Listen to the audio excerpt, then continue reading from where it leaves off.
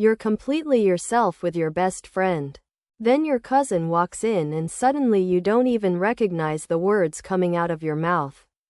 You catch yourself smoothing out your jokes, lowering your voice, even changing the way you sit. It feels like you're wearing a different outfit that you never bought. And you wonder, why does my personality flip like a switch depending on who's watching? It's a feeling most of us have, but we rarely stop to ask why it happens. The problem isn't that you're being fake or that you lack a solid sense of self. It's that our brains are wired to adapt, to read social cues, and to protect the parts of us that matter most when we step into a new social setting.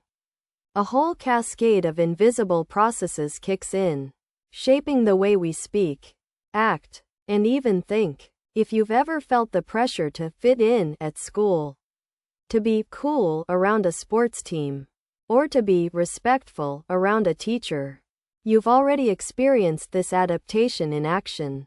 Let's dive deeper. First, there's the concept of social identity. Psychologist Henri Tajfel showed that we categorize ourselves into groups: family, friends, classmates, teammates, and each group comes with its own set of expectations. Those expectations act like a script.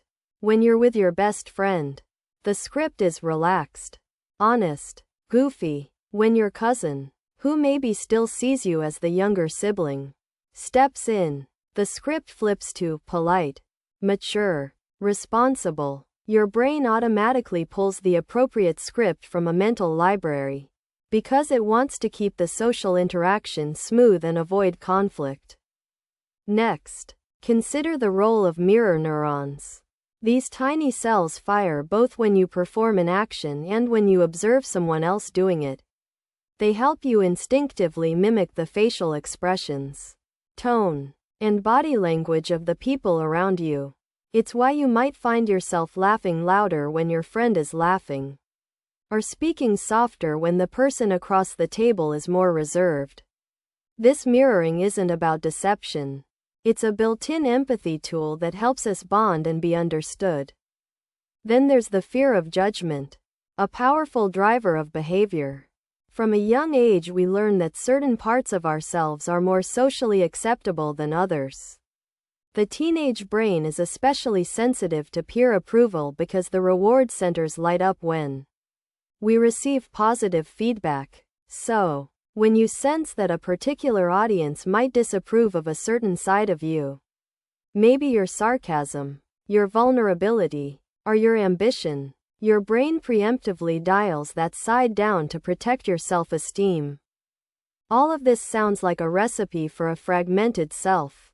But here's the shift. These adaptations are not flaws. They're tools. They show that you have a flexible social toolkit, capable of navigating many environments. The key is to recognize when you're switching masks and why, so you can choose the version of yourself that serves you best, rather than being forced into a role you resent. Think of it like a wardrobe. You have a hoodie for lazy weekends, a blazer for interviews, and a sports jersey for the game. Each piece fits a context, but none of them defines who you are at the core. Your core self is the fabric underneath. Your values, your passions, the things that stay consistent no matter who's watching. When you become aware of the scripts you're pulling, you can start to align them with your core.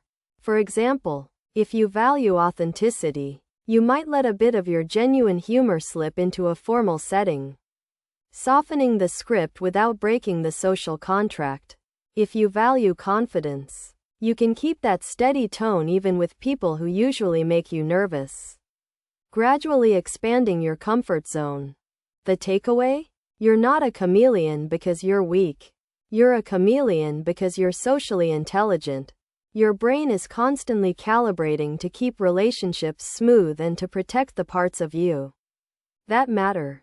By understanding the mechanisms, social identity, mirroring, and fear of judgment, you gain the power to decide which parts of yourself you want to share in each moment.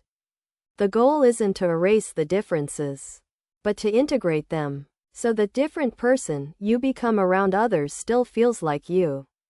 Just a more adaptable version.